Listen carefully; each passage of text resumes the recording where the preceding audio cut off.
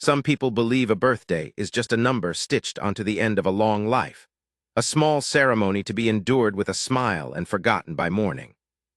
But in the kingdom of Alenmark, there was a woman who would learn, on the very day she turned 65, that a single afternoon can undo 20 years of silence, that grief and joy can arrive wearing the same face, and that the person who changes your whole world sometimes walks in unannounced, carrying nothing but the truth you spent 2 decades running from. Her name was Queen Aloan, and she thought she knew exactly how this day would go. She was wrong about all of it. The morning of the Queen's 65th birthday came soft and gray over the towers of Alenmark. Frost lay thin on the courtyard stones, and the gardeners had been awake since before dawn, snipping the last white roses of the season and setting them in tall silver vases along the great hall. The whole palace smelled of beeswax and cut flowers and the faint sweetness of the honey cakes cooling in the kitchens below. Servants moved in quiet lines, polishing, folding, arranging, because a royal birthday was not a private thing. It belonged to the kingdom. Queen Aloan sat at the window of her chamber and watched them work. She was a tall woman still, though the years had pressed a gentle stoop into her shoulders, and her hair, once the deep brown of river water, had gone the color of old pearls. She wore it swept back in the same simple way she had worn it for 40 years, because she had never seen the point in fashion changing what a face was meant to look like. Her hands, folded in her lap, were the hands of someone who had held both crowns and coffins, and knew the weight of each. She was not thinking about the party. She was thinking, as she did every year on this morning, about a girl who was no longer in the palace to celebrate it with her. Her name was Isidora. She had been the youngest of Aloan's 3 children, born late and unexpected, a bright and stubborn little thing who had learned to argue before she had properly learned to walk. Where her older brothers had been careful and dutiful, Isidora had been all fire and questions, forever climbing where she was told not to climb, forever speaking when she was told to be silent. Aloan had loved her with a fierceness that frightened her, and perhaps that was where it had all gone wrong, because love that fierce does not always know how to let go. 20 years ago, on a night Aloan had replayed 10,000 times, Isidora had stood in the great hall, that same hall now filling with roses, and told her mother she was leaving. There had been a man, a commoner, a scholar with ink on his fingers and no title to his name, and Isidora had chosen him. Aloan, in the cold armor of her position, had told her daughter that if she walked out of that door with him, she would not be welcome back. She had said it the way a queen says things, certain and final, believing the certainty would frighten the girl into staying. It had not. Isidora had looked at her mother for a long, terrible moment, and then she had walked out into the rain. She had never come back. For a while there had been letters, brief, formal notes that grew colder and further apart, and then nothing at all. Aloan had told herself the silence was Isidora's stubbornness, that the girl would come home when she was ready, that pride was a fever that broke in time. But the years had gone by, and the fever had not broken in either of them, and now here Aloan sat, 65 years old, in a palace full of people who loved her, aching for the one person who was not there. A soft knock came at the door. Aloan straightened, folding the ache away where no one could see it, and called for whoever it was to enter. It was Beatrix, her lady-in-waiting of 30 years, a plump and kind-faced woman whose loyalty had long ago crossed the line into something like sisterhood. She carried a gown over her arm, deep blue with silver thread, the one the court had chosen for the celebration. "They are already gathering in the lower hall, Your Majesty," Beatrix said gently. "The whole kingdom, it seems. There are gifts stacked to the ceiling, and a queue of well-wishers stretching to the gates." "Let them wait a little longer," Aloan said, not unkindly. 65 years have taught me the world does not end if a queen is slow to dress." Beatrix smiled, but her eyes were watchful. She knew what day it was. She knew what Aloan was thinking because she thought it too.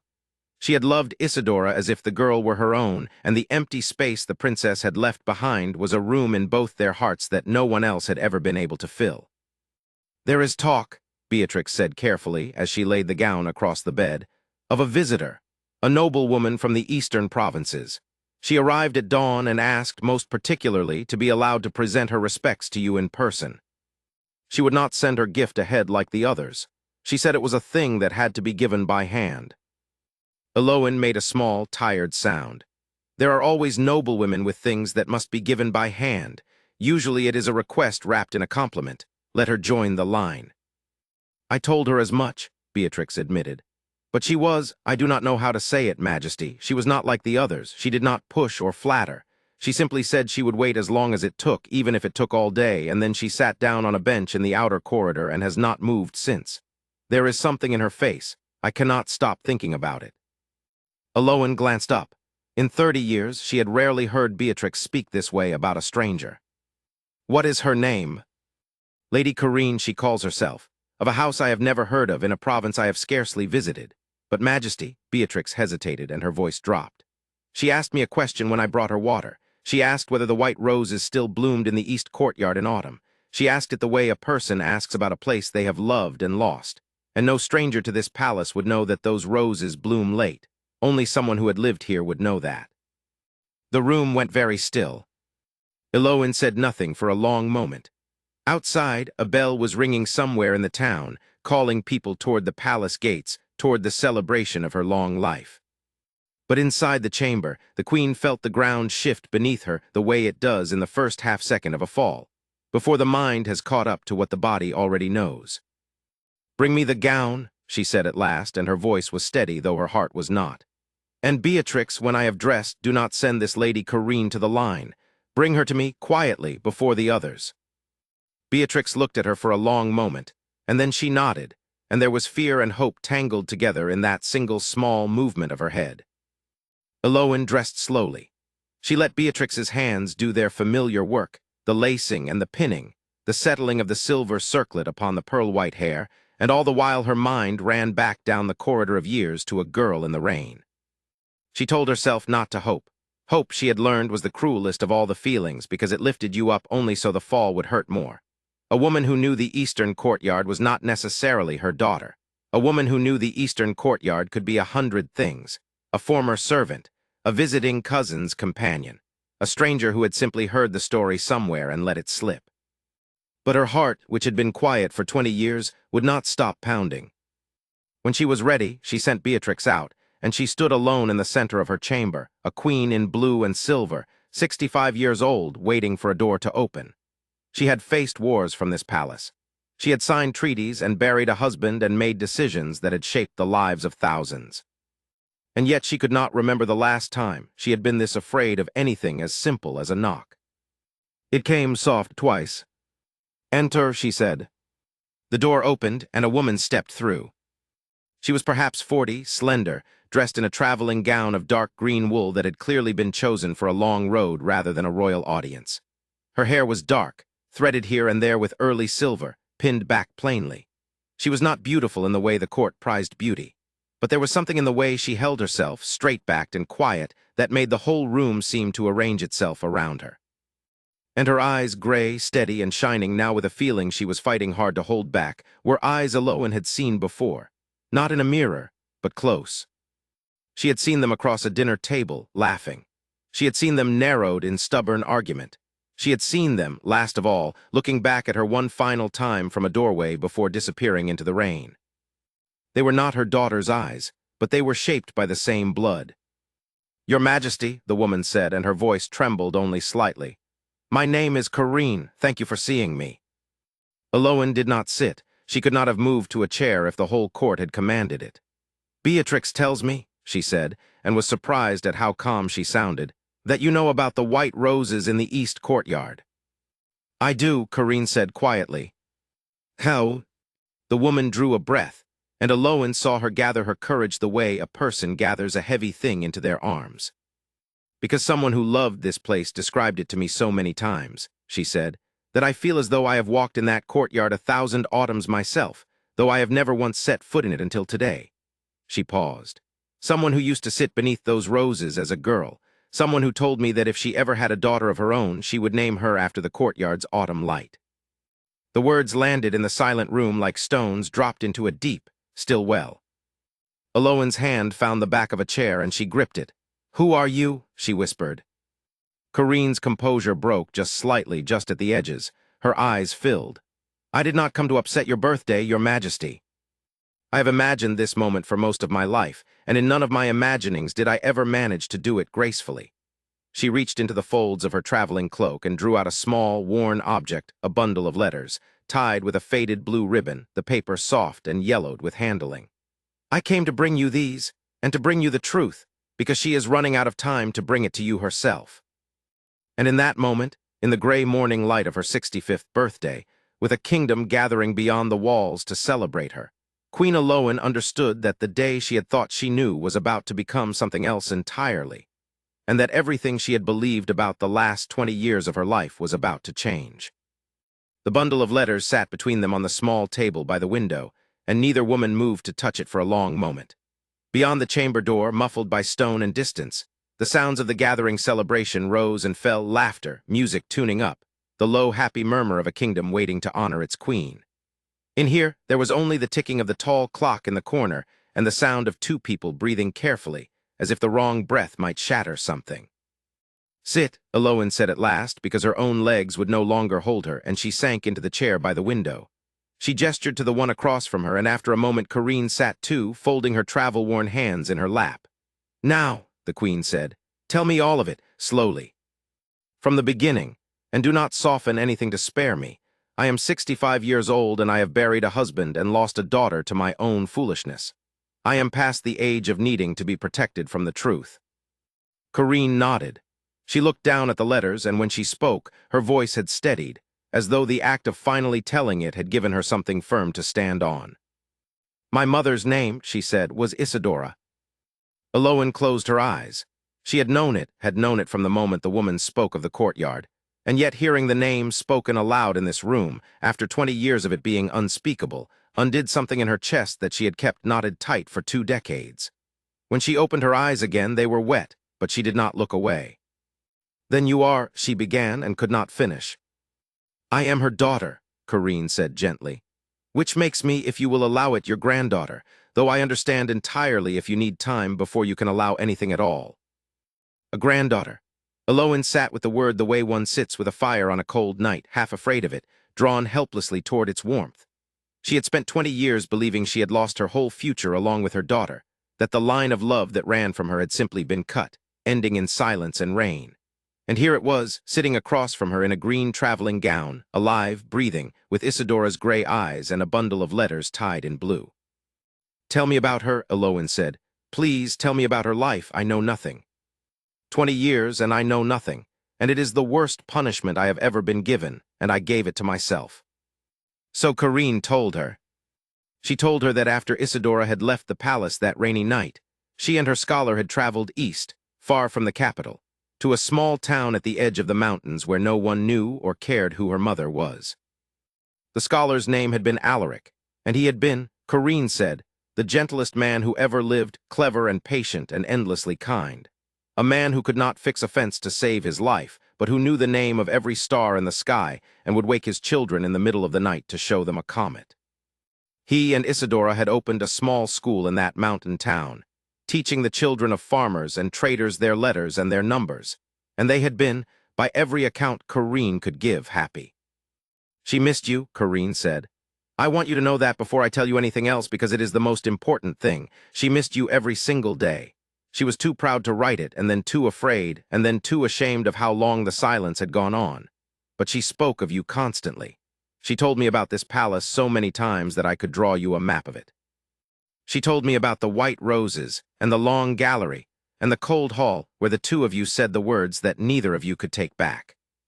And every year on this day she would go quiet, and she would sit by the window looking east toward the capital, and she would say, 'It is your grandmother's birthday today. I wonder if she is well.'"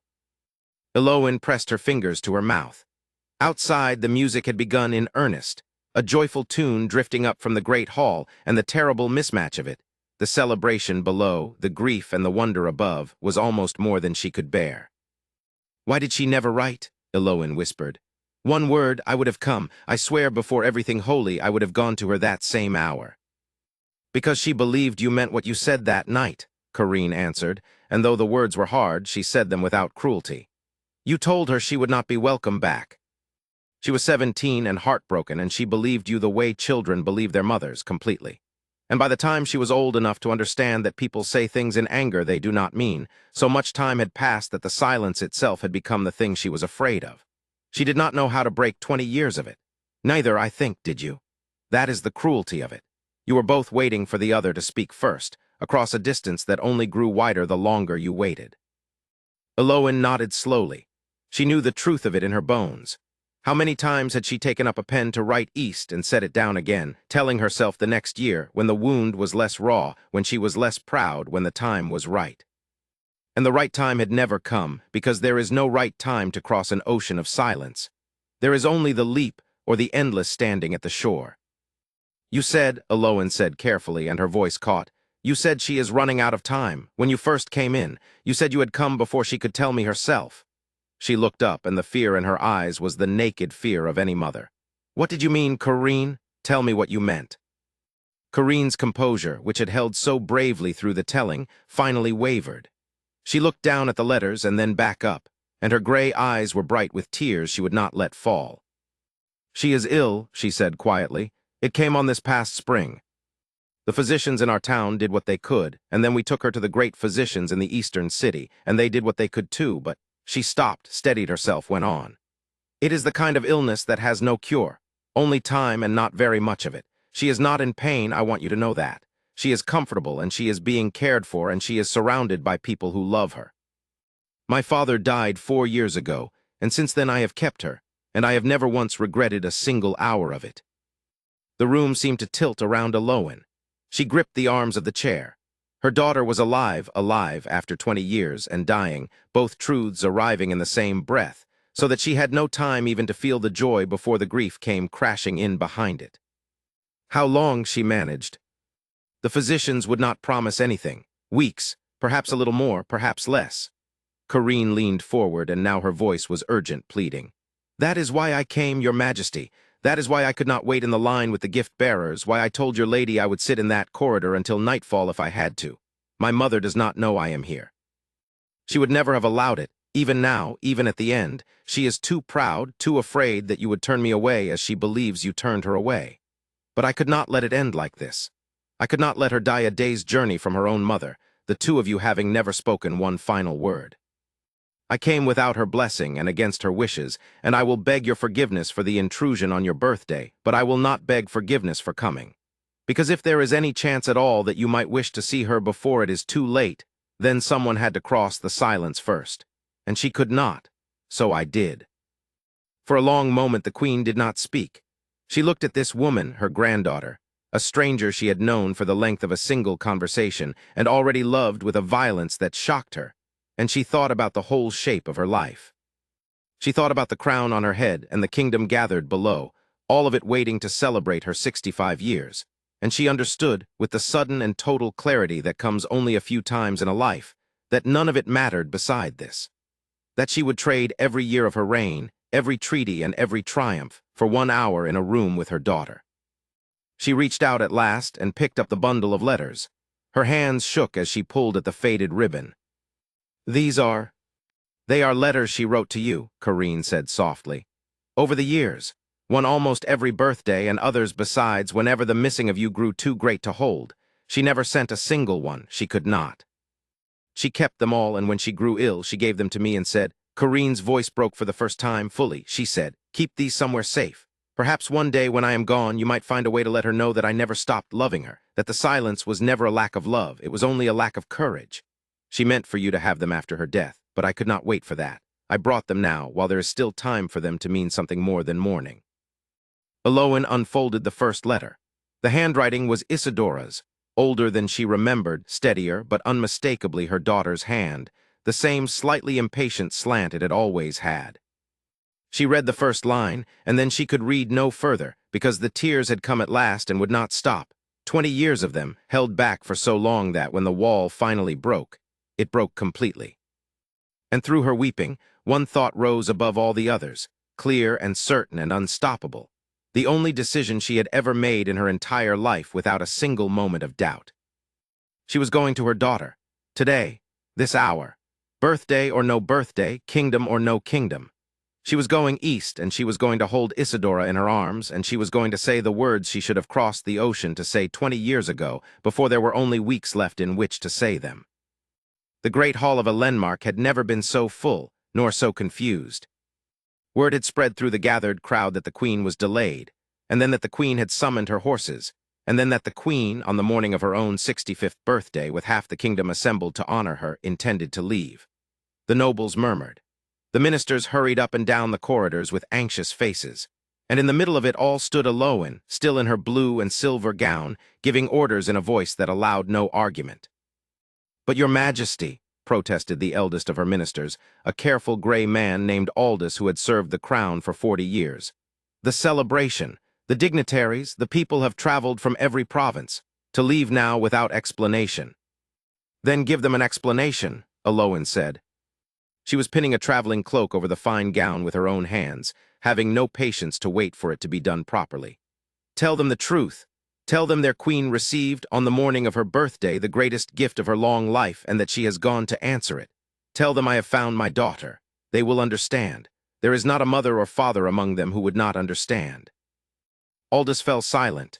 He had served Aloin long enough to know the difference between a decision that could be argued with and one that could not, and this was plainly the latter. But he was a good man, and after a moment he bowed his head and said, more gently, "Then let me at least send an escort ahead to prepare the road, Majesty. And a physician in case there is any way to ease her journey. And let the celebration become a thing of prayer rather than feasting. The people will keep vigil for the princess. They will pray her home to you." Aloin paused in her pinning and something in her softened. "Yes," she said. "Thank you, Aldous, do that, let them pray." And so the strangest birthday in the history of Alenmark unfolded, not with feasting and dancing, but with the whole gathered kingdom kneeling in the great hall and in the courtyard and in the streets beyond the gates, praying for a princess most of them were too young to remember, while their queen rode east with her newfound granddaughter at her side, and her daughter's unsent letters pressed against her heart. They rode hard. Aloin, who had not sat a horse for a long journey in years, refused every suggestion that she travel by carriage.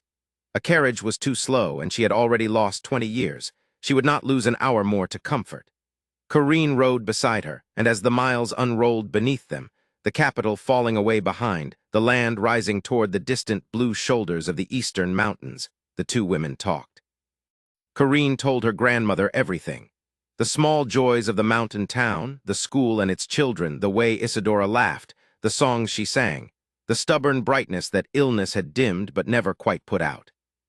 And Aloin, in return, told Corinne about the girl Isidora had been, the child who argued before she could walk, who climbed where she was told not to climb, who had been so exactly like the woman her daughter had become that it broke Aloin's heart to hear the echoes. "She never lost it then," Aloin said, somewhere on the second day of riding as the mountains grew close. "The fire, the stubbornness." "Never," Corinne said, and she smiled, and in the smile was Isidora unmistakably. "She passed it to me, I am told, though I have always thought I was the milder version." Aloin looked at this woman, her granddaughter, who had sat alone in a palace corridor for hours rather than turn back, who had crossed 100 miles against her dying mother's wishes, because someone had to cross the silence first, and she thought that there was nothing mild about her at all. But she only reached across the small space between their horses and for the first time took Corinne's hand. Corinne held it tightly, and they rode on that way for a while, grandmother and granddaughter, 20 years of lost time closing a little with every mile. On the evening of the third day, they came at last to the mountain town. It was a small place, humble and clean wooden houses climbing a green hillside with the great peaks rising blue and white behind. The school Isidora and Alaric had built stood near the top, a long, low building with wide windows, and the house beside it was where they came to a stop. Lamps glowed in the windows against the falling dusk. Somewhere a dog barked, and a child's laughter drifted from an unseen garden, and it was all so ordinary, so warm, so much a life fully lived, that Aloin sat frozen on her horse for a long moment, overcome. This was where her daughter had been, all this time, not lost, not gone.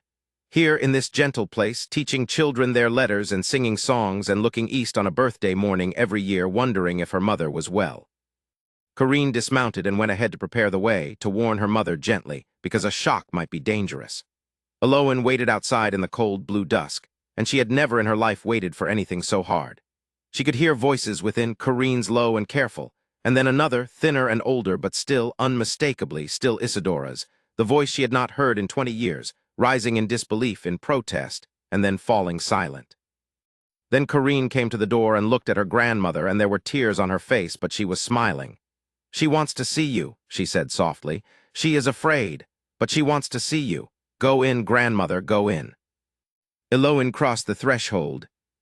The room was small and warm, lit by a low fire and a single lamp. And there, propped against pillows in a narrow bed near the window that looked east, always east, was her daughter. Isidora was thin now, and pale, her dark hair gone silver at the temples, her face lined by years Eloin had not been there to see. But her eyes, when they met her mother's, were the same. They were the eyes of the 17-year-old girl who had walked into the rain, and the eyes of the child who had argued before she could walk, and the eyes of the woman who had loved a gentle scholar and taught a mountain town its letters, and never, not once in 20 years, stopped loving the mother she believed had cast her out. For a moment neither of them could speak. 20 years stood in the room between them, vast and terrible. Then Isidora, in a voice worn thin by illness but steady with feeling, said the only thing there was to say. "You came." And Eloin, the queen of Elenmark, 65 years old, who had ruled a kingdom and buried a husband and faced down wars from a throne of stone, crossed the small room and fell to her knees beside her daughter's bed and gathered that frail body into her arms as gently as she had once gathered a newborn, and she wept, and she said, "I never should have let you go. Not out the door, not into the rain, not for a single day of these 20 years. I was proud and I was foolish, and I told you a lie that night, the cruelest lie I ever told, and I have paid for it every hour since. You were always welcome. You were always, always welcome. Forgive me, my darling. Forgive me while there is still time to be forgiven." And Isidora, weeping too now, her thin arms coming up to hold her mother, whispered, "There was never anything to forgive. There was only the silence, and you have broken it. You crossed it. You came." She drew back just far enough to look at her mother's face, to trace it with her eyes as if memorizing it. "Happy birthday, mother," she said, and she smiled through her tears, the old bright, stubborn smile. "I have wished it to you every year. This is the first year I get to say it to your face." They had 3 weeks. 3 weeks in the small, warm house at the top of the mountain town, and Eloin would come to think of them, ever after, as the truest and most precious of her whole long life. She did not return to the palace. She sent word that the queen would remain in the east for a time, and that Elenmark would keep, and it did. She sat by her daughter's bed and read to her, and listened to her, and learned at last the whole shape of the life she had missed. She met the children of the school, who came shyly to the window to wave at their teacher. She walked in the garden with Corinne in the mornings, and the two of them planted together a white rose brought all the way from the eastern courtyard of the palace, so that it might bloom late here too every autumn for years to come. And in the evenings all 3 of them would sit together by the fire, 3 generations of stubborn, bright, loving women, and they would talk until the lamp burned low, making a family out of the time they had left. Isidora died on a soft, gray morning very like the one on which her mother had turned 65, with the eastern light coming through the window and her mother's hand in one of hers and her daughter's hand in the other. She was not afraid. She was not alone. And her last words, spoken in a whisper with a smile, were that she had gotten everything she ever truly wanted in the end, which was simply to be held by both of them at once. Eloin returned to Elenmark in the spring, and Corinne came with her, because a grandmother who has just found her granddaughter does not let her go again. In time, the kingdom came to love the quiet, gray-eyed young woman who walked beside the old queen, and though Corinne never sought a crown or a title, she became, in every way that mattered, the daughter of the palace that her mother had once been. And every autumn in the eastern courtyard, the white roses bloomed late, and now a second rose bloomed with them, its cutting carried down from a mountain town, so that the 2 courtyards, the one Isidora had left and the one she had made, were joined forever by the same late, stubborn, faithful flower. People still say in Elenmark that the queen's 65th birthday was the saddest celebration the kingdom ever held. But Eloin, who lived many more years and told the story often, would always correct them gently in her old age. It was not the saddest, she would say. It only looked that way from the outside. From the inside, from where she had stood, kneeling by a narrow bed in a warm little room at the top of a mountain, it had been the best gift she was ever given. Because a birthday is not really about the years you have counted. It is about being known and being loved and being found. And on the morning she turned 65, after 20 years of silence, a quiet woman in a green traveling cloak had walked into her chamber and given her all 3.